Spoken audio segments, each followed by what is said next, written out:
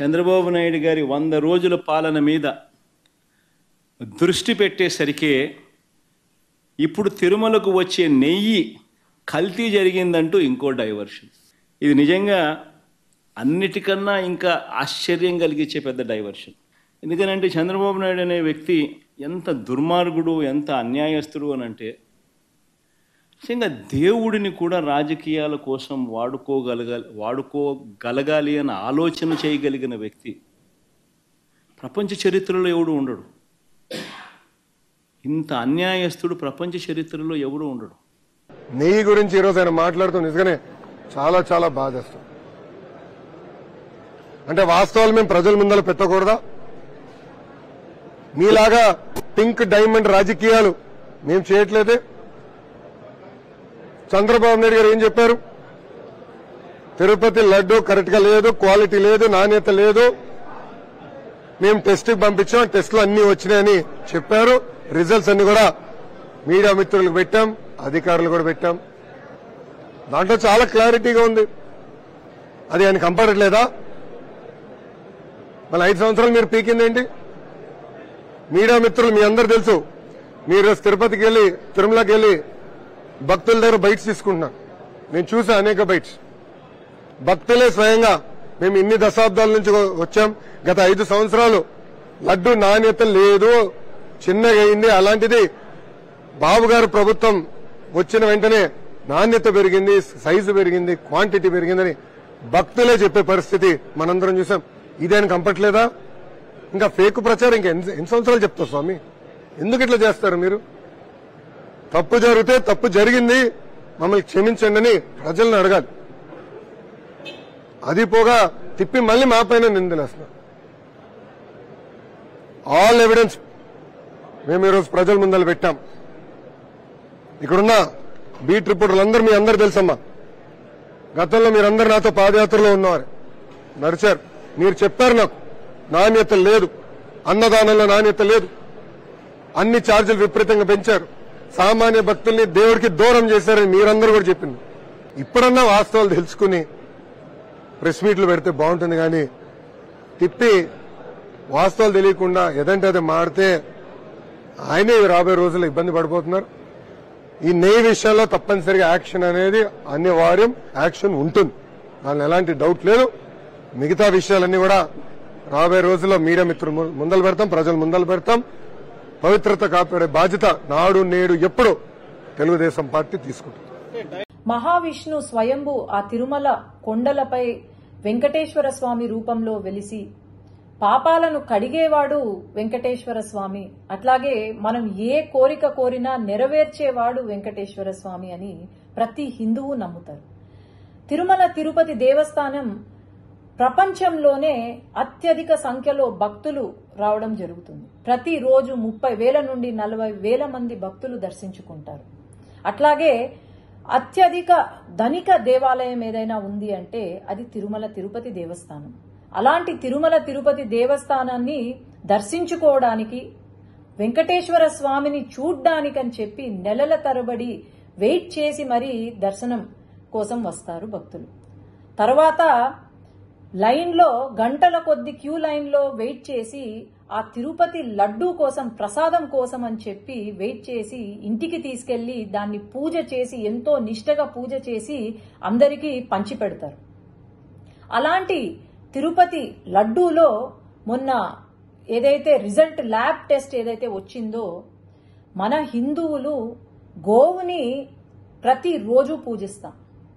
దేవుడితో సమానమైన ఆ గో మాంసం ఏదైతే ఉందో, లేదంటే చాప నూనె ఏదైతే ఉందో, అది లడ్డూలో కనిపించడం అనేది ఇంతకన్నా పాపం వైఎస్ జగన్మోహన్ రెడ్డికే దక్కుతుంది.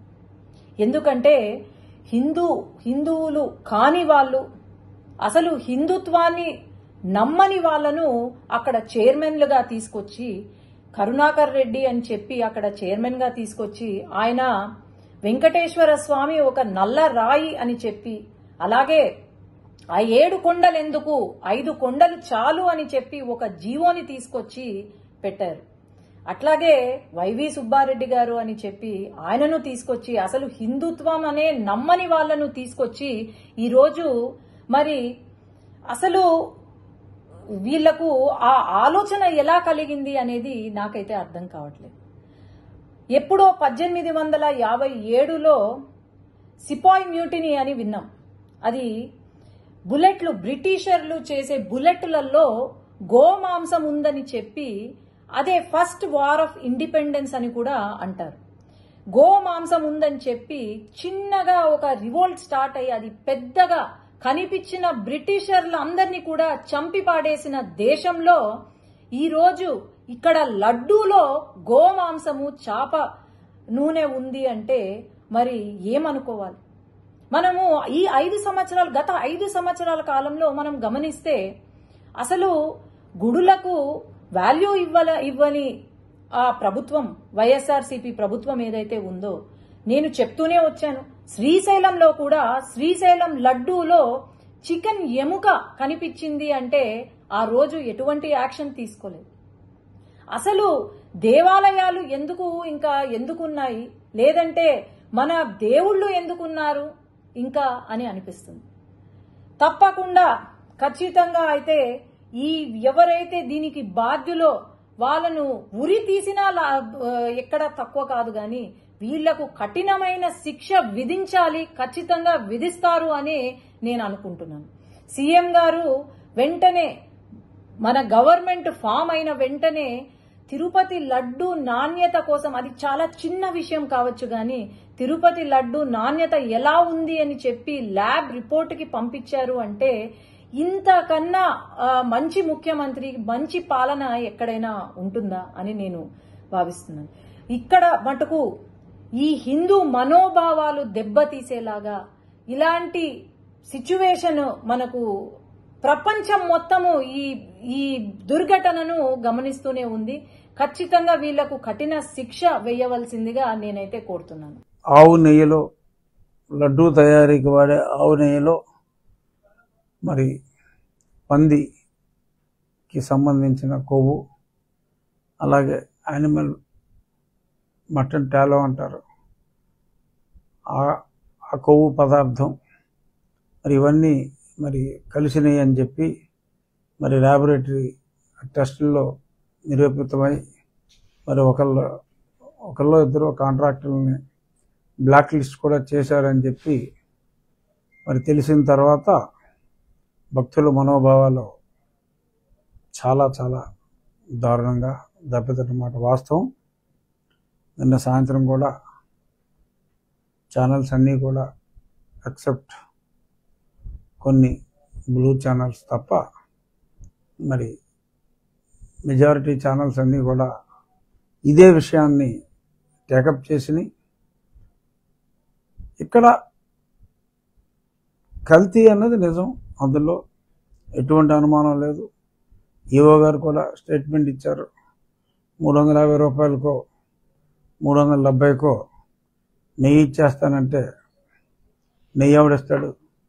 ఆవు నెయ్య? మామూలుగా నెయ్యిలో కూడా మరి గేదె నెయ్యి కన్నా ఆవు నెయ్యి కాస్ట్లీ కదా. పాలు కొంచెం రిటైల్లో మారుతూ ఉంటుంది, బట్ హోల్సేల్లో టన్నుల లెక్కన కొన్నప్పుడు 500 రూపాయలకి అలా కొంటున్నారు. ఇది 320.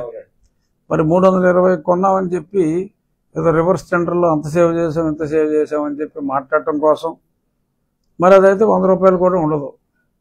అదంతా సబ్బుల తయారీలో వాడతారు ఈ పదార్థాన్ని, ఈ పర్టికులర్ కొవ్వు పదార్థాన్ని బాగా నొరగొస్తుందని చెప్పి కొంచెం కాస్ట్లీ సబ్బుల్లో ఈ లార్డ్ అనగా పంది కొవ్వు,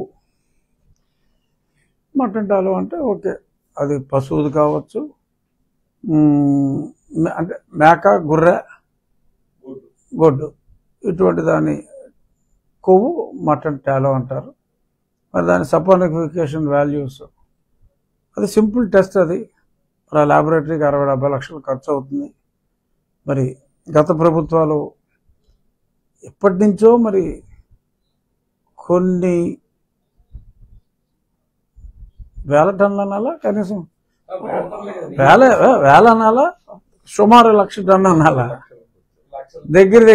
దగ్గర లక్ష టన్ను కొనుగోలు చేసేటప్పుడు మరి మామూలుగానే మరి పాలు కల్తీ నెయ్యి కల్తీ ఈ కల్తీ యుగంలో మరి నెయ్యిలో కల్తీ ఉందా లేదా అన్నది ఆఫ్టర్ ఆల్ పెద్ద ఖర్చు కూడా కాదు.